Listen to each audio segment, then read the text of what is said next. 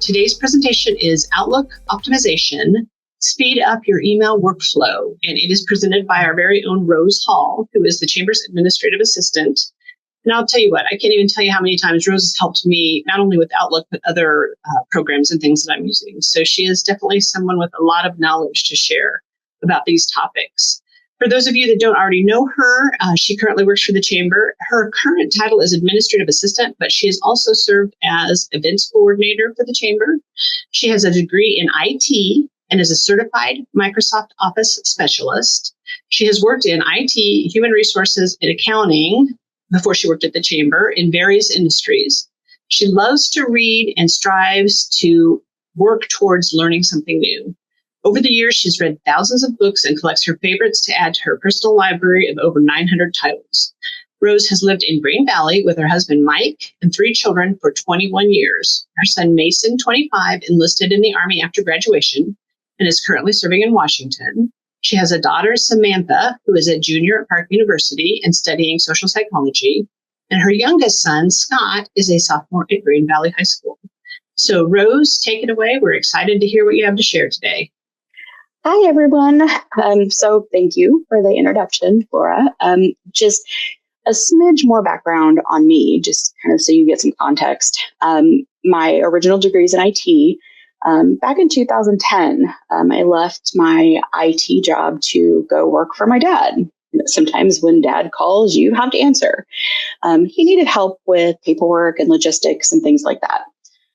It was when I started helping him, I really started to fully see the disconnect between all of the information that's out there and all of the different things that you can do with these programs and the people who needed that information. So that is kind of how my passion for teaching and hosting learning sessions like this came from. And anyone who has ever asked me anything before will definitely be able to tell you I will answer any question as many times as it takes for you to understand. So feel free, ask questions. You can put questions in the chat. We're going to go through a handful of slides and examples of things. And then after that, we're going to do a couple of hands-on things. You can follow along with these hands-on things and hopefully apply some of these things to your own inbox. All right, so let's get started. There are several ways to use Outlook. Desktop application. You use the desktop application. It should look something like this, kind of in that upper left-hand corner. Typically, if you're using the desktop application, it's because you're using it at work. Your email has been set up by your IT department, and you typically don't change a whole lot from how it's originally set up. The desktop application has the most features, and that's kind of what we're going to be focusing on today. But if some of your questions involve how to do some of these things on the web application, I can show you that too, kind of as we go. If you use the web-based application, it's going to look something kind of like this in your inbox. You use Google or Microsoft Edge, one of those internet browsers, to go to Outlook and then log in. A lot of times when I'm using the web-based application, it's because I'm working from home or from a remote location where I don't have my actual desktop computer with me. Alternatively, you can actually add any Microsoft email to Outlook to use it.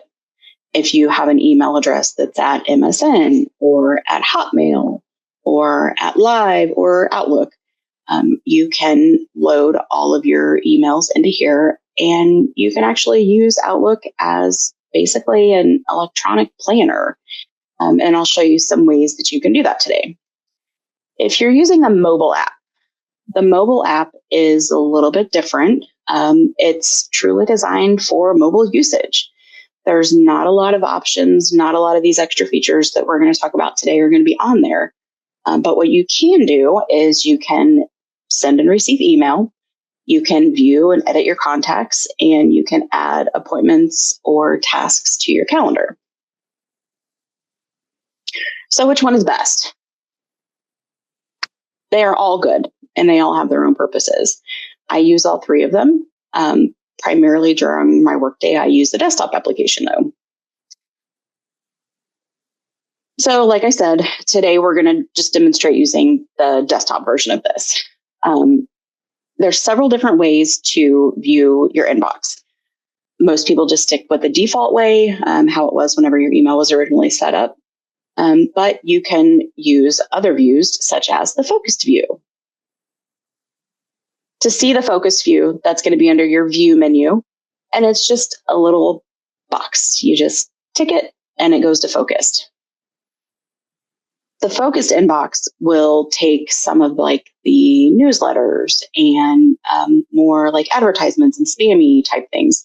And it'll kind of put them in a different spot. So they're not taking your time. You're not wasting a lot of time looking at those. I do have to caution you though, if you use the focused inbox, sometimes you will miss emails that are not spam or newsletters. So make sure that you go back and forth between your focused folder and your other if you're using this view so that you don't miss anything important. Outlook now is also kind of a one-stop shop. You can do everything in one window. By using the new items menu here, you can do a new email message, new appointments, meeting, tasks, just by using this drop-down menu right here. And you don't have to flip back and forth between your calendar and contacts and so on and so forth. It definitely will save you a lot of time doing that.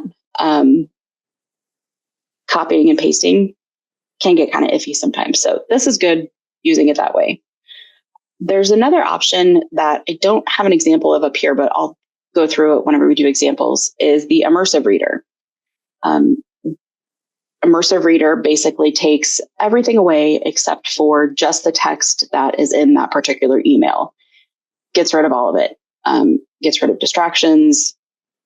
If you need your text to be different, black background versus white background, it'll take care of all that too.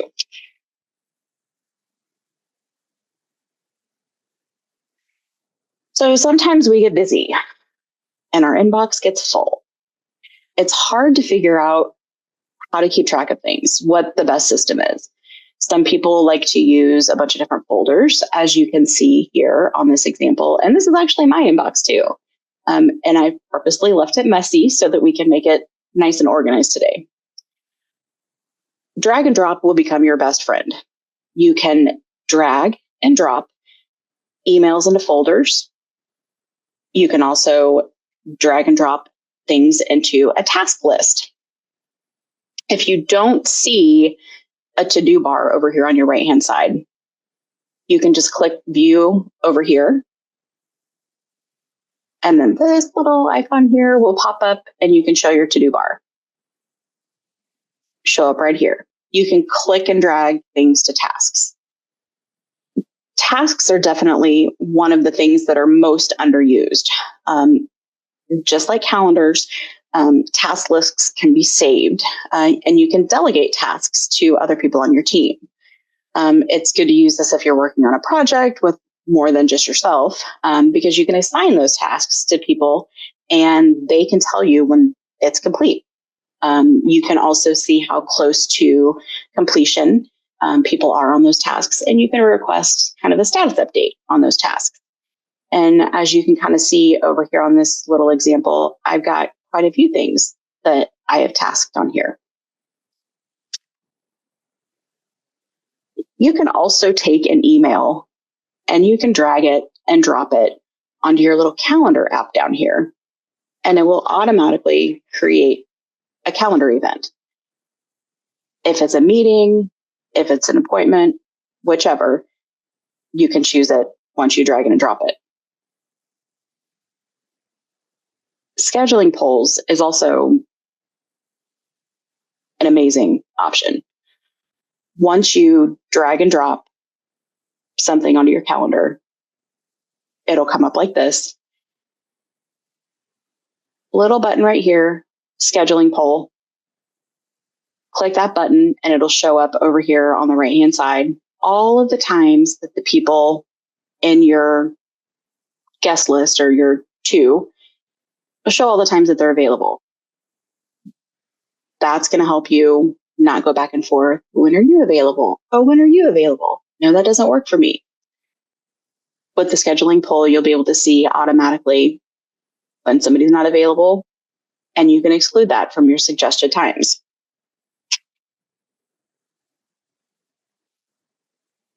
Oh, and don't forget to add details in the body of a meeting when you send it, and a title to the meeting. It's kind of confusing to get something that's blank, so that's usually a good idea. All right, rules. Rules are going to become your next best friend. This element helps you prioritize and email and organize your emails however you see fit for yourself. You can do things like delete emails from certain senders after a period of time or immediately as they come to your inbox. You can choose to forward an email to someone else. Or if you're waiting for a specific email, you can have Outlook send your phone an alert whenever that email comes in, so you're not glued to your phone.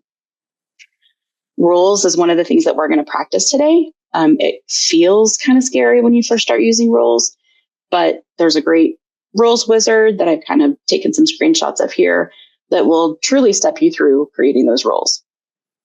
When we go to clean up my messy inbox today, rules are one of the things that we're going to use, and you'll see how fast it is really to clean everything up.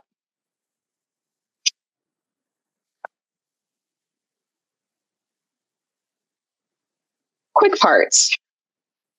If you send similar emails on a regular basis, like if you're inviting somebody to an event, or if you're sending like the same type of email every week or every month, you can save that text of that email or even just parts of that text, and then you can insert it into future email messages. You save it basically as auto text. Whenever you go to start typing, it will automatically insert that into the body of the email. Once you've written your email, you'll highlight the text that you want to save, go to insert, quick parts, and then save it. You can name it something special, or you can just leave it generic, is fine either way. This is going to really help to keep your messaging consistent. If you are sending those emails every single month, it's important for people to all have the same information.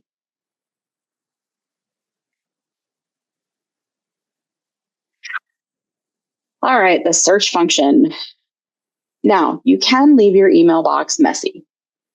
Nothing says you have to clean it all up and make it look a certain way.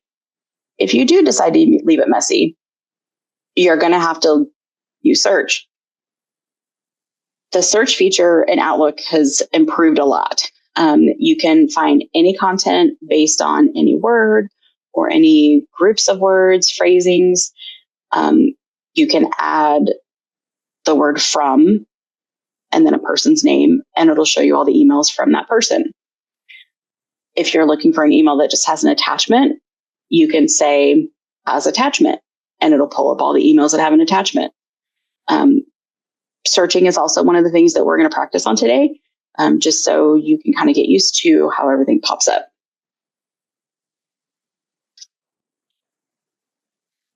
The help function is also a really good tool.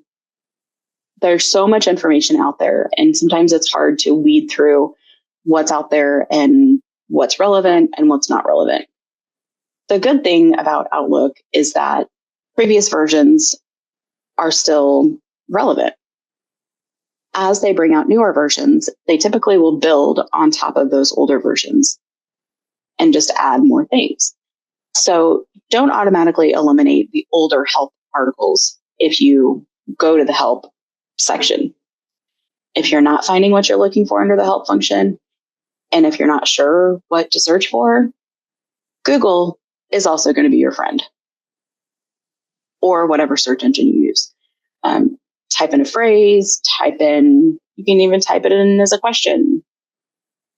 Help me figure out how to do this. And it'll pull it up, give you the correct phrasing, and type that into your help box.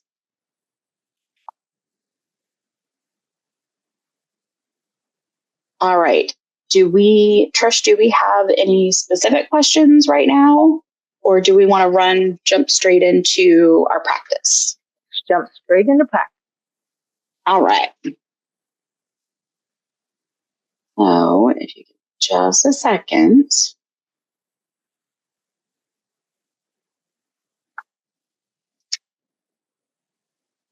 All right. So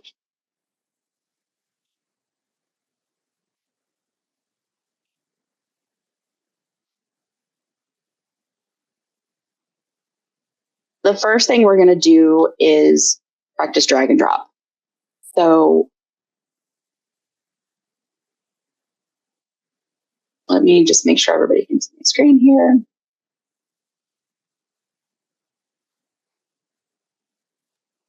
I do have a couple questions now, Rose. Okay. Do the changes you make on your desktop version carry over to the web version? So it depends on what you're doing. If it's layout changes or formatting changes with the way everything looks, no, that does not carry over. But if you do certain rules, yes, those will carry over. Appointments, contacts, rules. If you assign specific policies to different emails, those will all carry over. Some things will not carry over, like your quick text or your quick parts. That will not carry over. And you can't create new quick text on the web app or the mobile app. But for the most part, the rest of your settings will.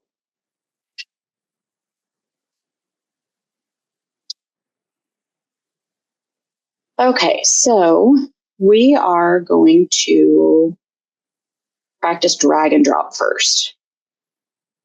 So what you can do, if you just pull up half your screen and then leave the other half up here, you can follow along. You'll see on my inbox, we have our calendar down here. So I'm just going to grab this email from Becca and I'm going to drag it straight to the calendar. And it will automatically create an appointment for me. But now we want to invite some people. So we're going to click on invite attendees. And let's invite Trish and Tiffany. And then let's invite Becca. But I don't know if this time is great. And I don't know when they're available. So let's do a scheduling poll.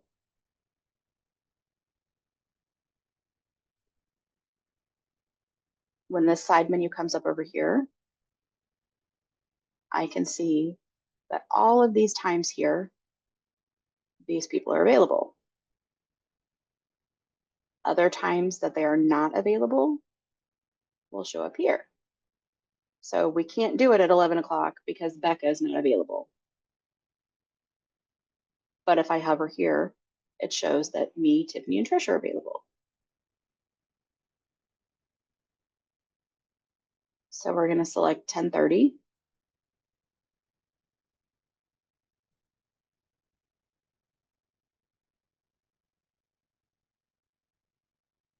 We're going to create the poll. And now it's ready to go. Rose, quick question here.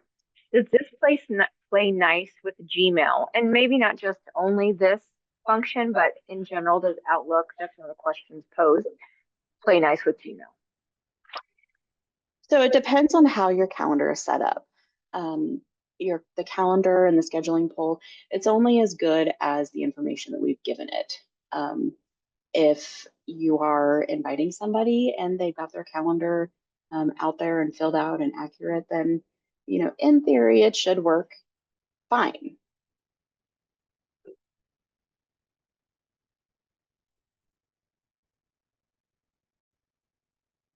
Sorry, let me ignore all my spelling here.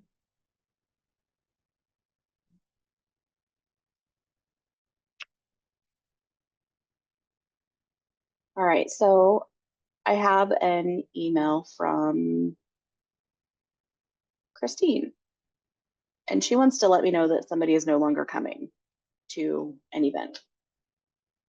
So I don't see my to-do bar over here. So we're going to go to View, To-Do Bar.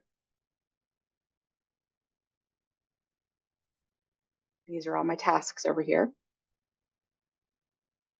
I'm going to drag and drop this over here in my tasks. And as you can see, it shows up over here now. Double click on it and it opens it right up. Close it. That's okay. Still goes over there. You can right click on a task and you can mark it complete and it goes away.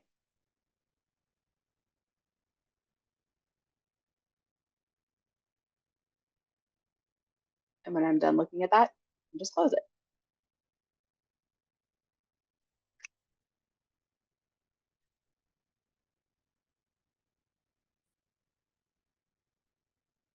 Okay, let's take a look at rules.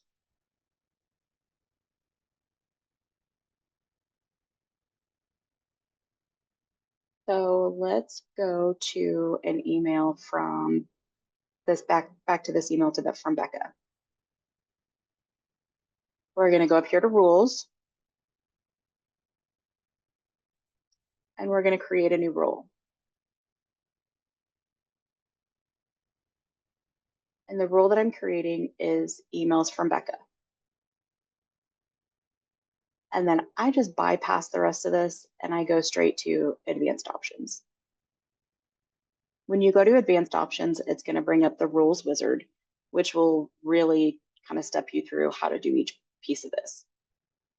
So I want to make emails from Becca where my name is in the to box.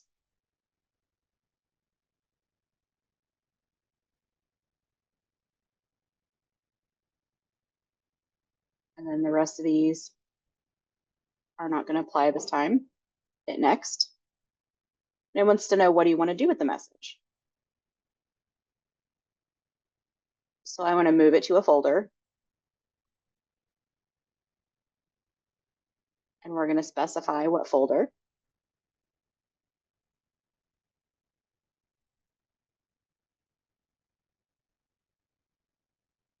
But I don't see the folder that I want.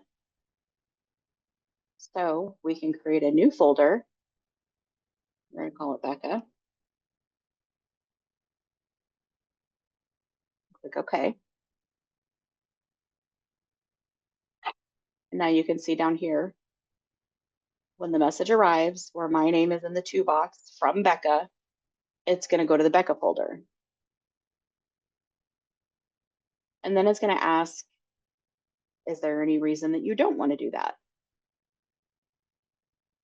All of these different things are exceptions that you can set, but we're going to keep it simple this time and we don't want to do any exceptions. So we're going to hit next. In the finish box, you can turn the rule on now.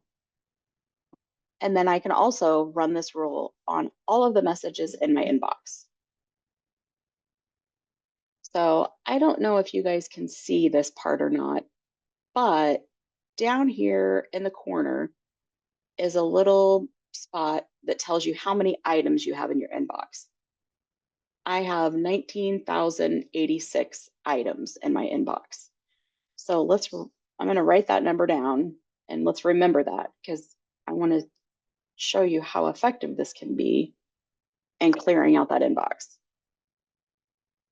So we're going to turn the rule on now and we're going to finish. And now it's running the rule. So we're going to just give this a minute. Rose, while that's running the rule, I have another question, but it goes back to the task. Okay. Could you have dragged the email to task and then also filed the email somewhere else within your inbox? You can when you click and drag it out of just the regular line inbox spot, it doesn't actually take it out of your inbox. It leaves it in there. So you can click it and drag it to over here to your to-do bar like that and see how it's still in there. I can also take that and I could drag that to Becca if I wanted to.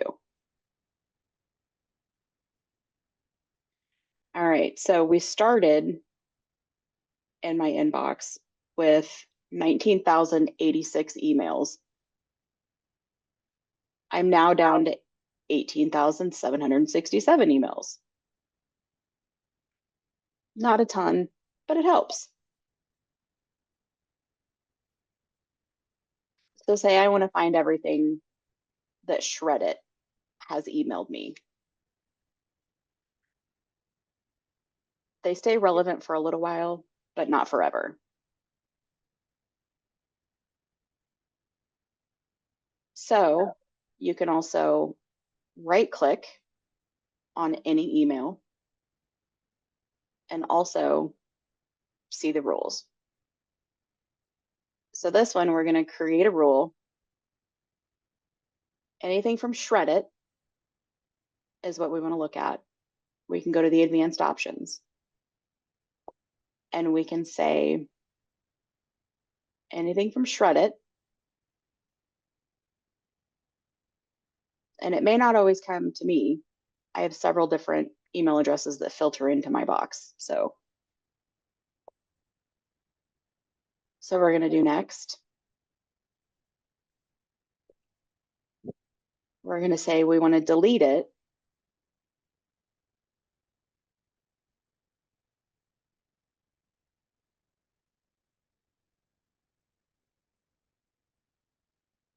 Except if it's only sent to me.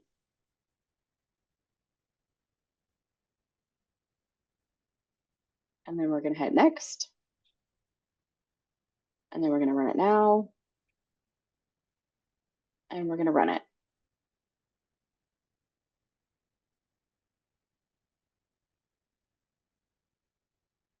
Okay, so it's just deleted all the emails in my inbox from Shreddit that are advertisements that I don't need. So another way that you can delete emails is you can choose to keep them for a certain amount of time. And then after that amount of time has passed, you can let them go. Spam Titan is one of those ones where it's only relevant for a little bit, but then it doesn't matter anymore. So we're going to assign it a policy, which is like a rule. It's like a pre-built rule. Retention policy. Let's say we want to keep those for 1 week.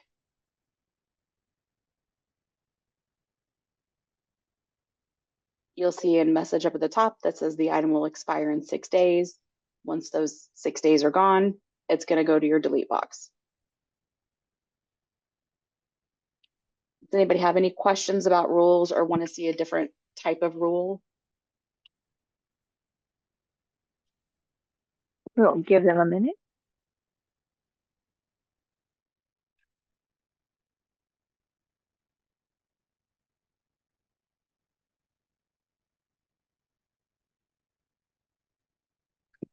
I don't see any questions at this time.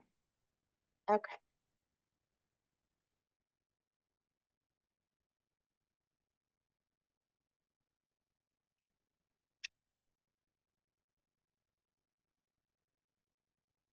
All right, quick parts.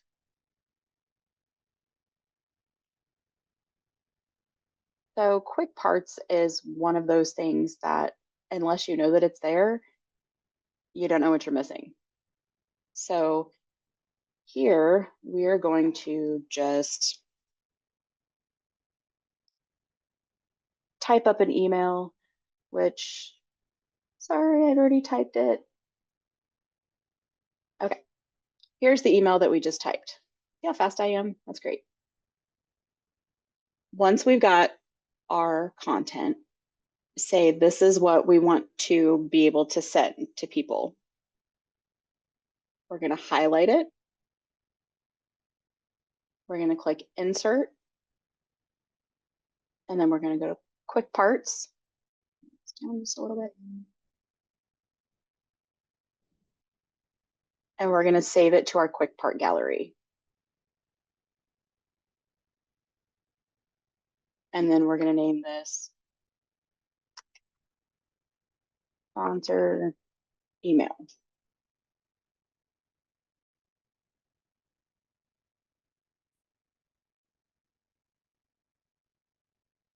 And then we're going to click OK.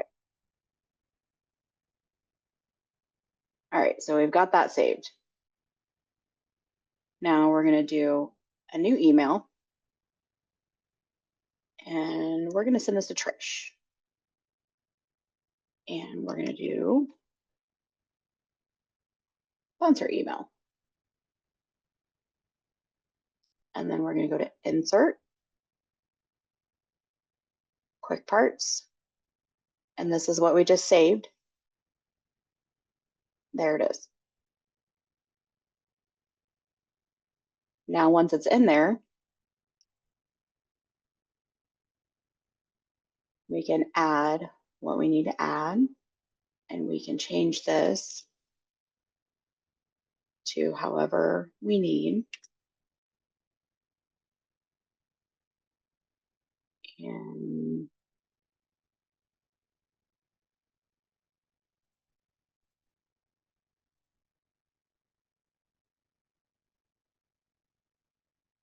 we're going to insert the link, or insert a link.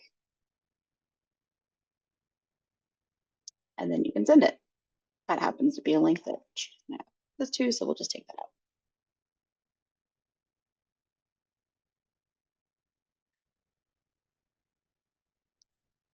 Does anybody have any other questions about quick parts or want to see something different?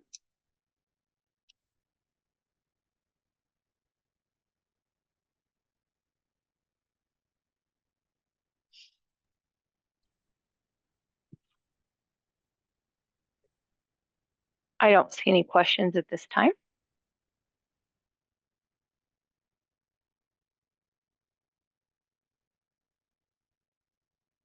All right.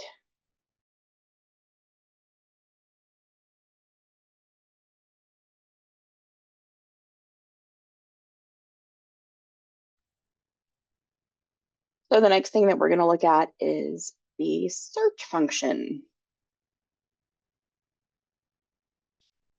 Let's say I want to look for any message that is about best 2025.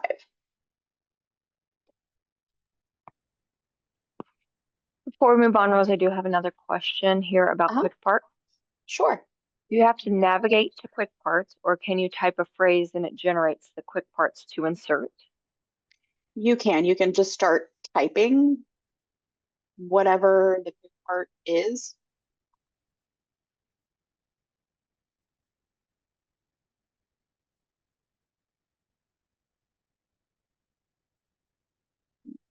Let's see.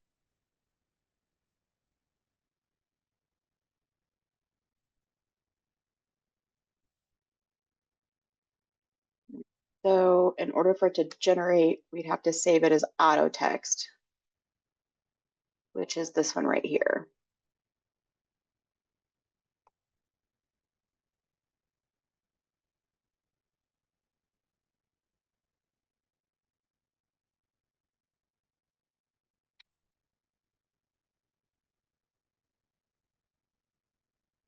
All right, so you see, I just saved that to auto text. We'll do a new email.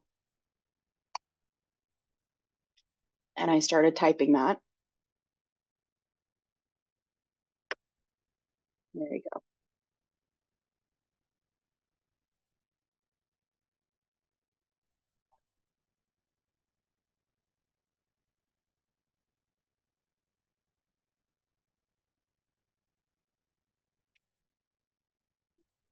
All right.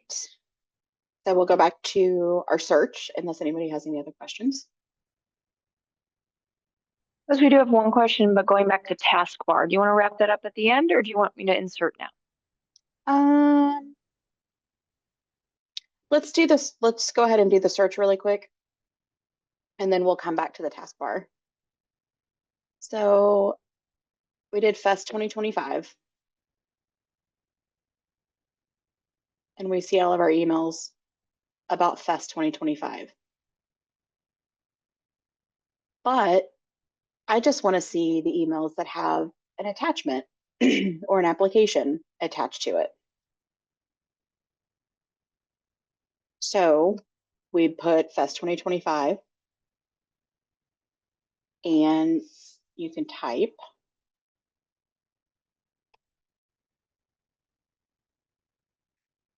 spelled that wrong.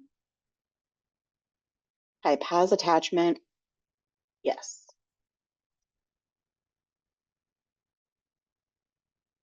And you can see in my search results, it only brings up emails with attachments. And the way I know that's an attachment is the little paper clip on the side here. So say I find the one that I'm looking for is this one. I want to make sure that I take care of this and process her application. So I can click and drag it if I want over to my task list, or you can right click it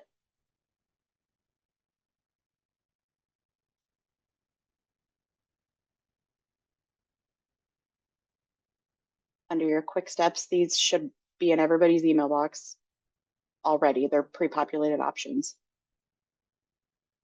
You can forward it to someone, flag it, and move it somewhere.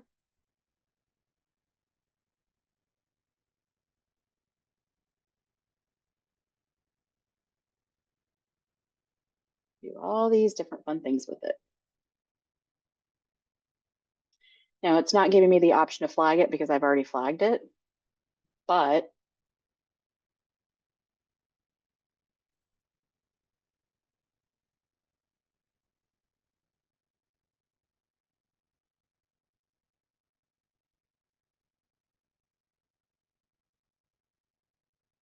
all those different options for any email.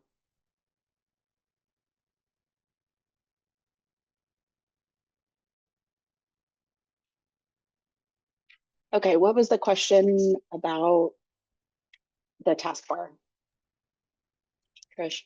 We were wondering on the taskbar, is there a way to clear it so you get a fresh start after you've accomplished or completed your task? So you can right click on anything. That's another kind of cool Microsoft trick is just about everything is right clickable. And it'll bring up a menu of different things that you can do with stuff. So any task that you work on, you can right click and mark it as complete, and it makes it go away. You can also just click on the flag and it marks it as complete. When you make it go away, Mhm. does it go into a file I filed it to, or is in my unread or read email inbox? So it doesn't actually leave your inbox or leave your folders that you've designated it to be in whenever you have it in your task list. It doesn't actually go anywhere. It is just added in addition to on your task list. So when you clear it off your task list, it stays wherever you originally put it, whether that's in line in your regular inbox or whether it's in one of the folders that you've partitioned out over here. Now you can always make a rule that puts it somewhere different, but otherwise it stays the same. So you can also select it and you can change when you follow up on it. and that'll change the order that it'll show up in over here. You can just remove it from the list, or you can mark it as complete.